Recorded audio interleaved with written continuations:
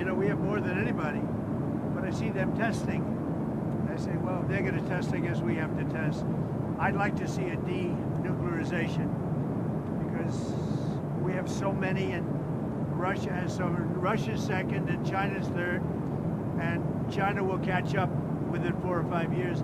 I think de-escalation would be, they would call it denuclearization, would be a tremendous thing. And it's something, we are actually talking to Russia about that, and China would be added to that if we do something.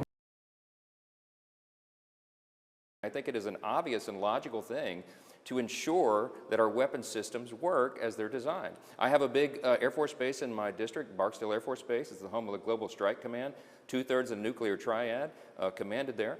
And our airmen and all of those involved in our nuclear arsenal need to be well practiced, and they certainly are. They're ready and prepared, but we need to make sure that we know that we can maintain our strength. And I think that's an obvious and logical thing to do.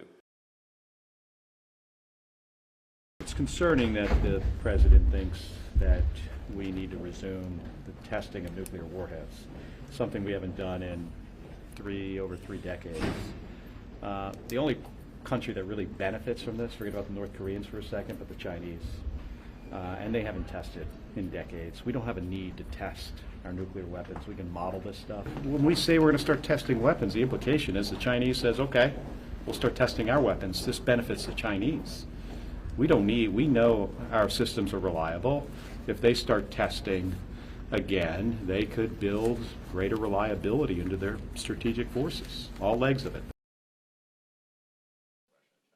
Yeah, it appears that the resumption of nuclear testing would be a massive breach of international treaties that have been in place for decades. And it's just another example of Donald Trump and Republican policies going too far, being divorced from reality, and that Donald Trump and Republicans are not focused on the main thing that the American people want us in the Congress to address, which is why, as Democrats, we're going to continue to relentlessly focus on driving down the high cost of living in this country and fixing the healthcare system that Republicans have broken.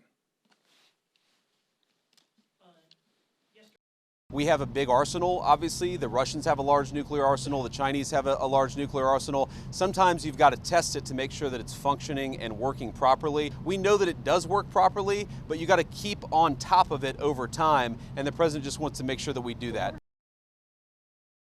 Moments before entering this consequential meeting with Chinese President Xi Jinping, President Trump announced that he had instructed his Department of Defense to immediately resume testing nuclear weapons, something the United States has not done in 33 years. Now, later, he was asked why this change in posture while standing next to the Chinese leader. Mr. President, why did you change your nuclear plans? Why are you going to be doing more nuclear testing?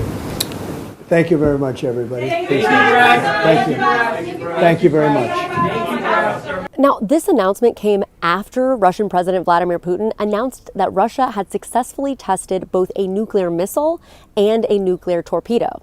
And China, they have been expanding their nuclear stockpile at a rapid rate. From the nation's capital, this is the National News Desk, America's News Now. I'm Dee Dee Gatton. Thank you for joining us. And President Trump now just moments away from meeting with Chinese President Xi Jinping as the leaders of the world's two largest economies look to ease tensions. Let's go straight to the live desk with Ryan Smith for the latest from South Korea. Ryan? And we start tonight in South Korea live, where it's just after 11 a.m. President Trump at this hour right now meeting with his Chinese counterpart Xi Jinping at that air base. You see a live picture right there where it is all happening in Busan, South Korea. Xi Jinping walking into that building just moments ago as we were coming on air, in fact. And of course, there is a lot out there to talk about. A months-long trade war dragging on, tensions over TikTok, Taiwan, and fentanyl. And as soon as we get word of anything being discussed behind those closed doors, we will, of course, be right here to bring it to you live as it happens. Now, a trade agreement will help China avoid a pending additional 100% tariff on all imports, meaning Beijing would be facing upwards of a 157% tariff in total. In return, the U.S. wants access to China's rare earth minerals. Following 2 days of negotiations this week, Treasury Secretary Scott Bessent struck a positive tone, saying He believes that the two economic superpowers set up a, quote, substantial framework for an agreement. Now, the deadline for a trade truce here is just days away, November 10th. Again, we are watching this live camera here at that air base in Busan, South Korea. And any live updates we'll bring you throughout the night from South Korea right here at the live desk. And we want to mention just before the meeting tonight, President Trump announcing right here on Truth Social that he has instructed the Department of War to begin testing nuclear weapons effective immediately. Now, this would mark a major shift in U.S. policy where testing has not been done in more than 3 decades. My source tonight is the former Deputy Director of National Intelligence, Beth Sanner. And Beth, I'm so glad that you're here because I want to just read this entire post from the president from a few moments ago, because I think there's a few things in it that aren't true. And I'm very curious for your thoughts on this, because he said at 9:04 p.m. as he's on the way in South Korea to go meet with Xi Jinping, that the United States has more nuclear weapons than any other country. He says this was accomplished, including a complete update and renovation of existing weapons during my first term in office. Because of the tremendous destructive power, I hated to do it but had no choice. Russia is second and China is a distant third, but will be even within 5 years. Because of other countries' testing programs, I've instructed the Department of War to start testing our nuclear weapons on an equal basis. And he says that process will begin immediately. First off, Beth, is what the president says in this post true? And secondly, what do you make of this announcement?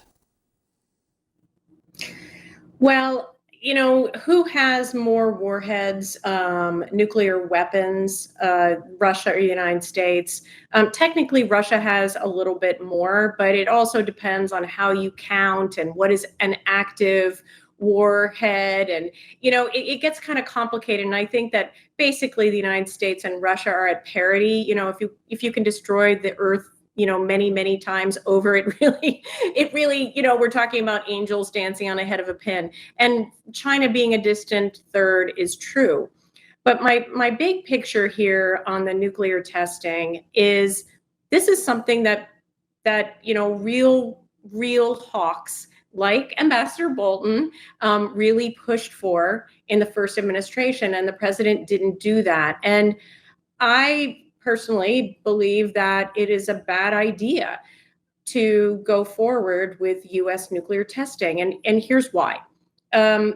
Sure that there are constraints on us, and you know, there are people you can argue, you can have discussions about this. There are constraints by us not testing. But when the United States tests, you basically give carte blanche to everyone else. And the reason that we don't test is because we've tested more than pretty much everyone else. We did thousands, over 1,000 at least, tests during the Cold War. And we have computer simulations, and real experts say, like, we don't really need to do that. Do you know how many tests China has done?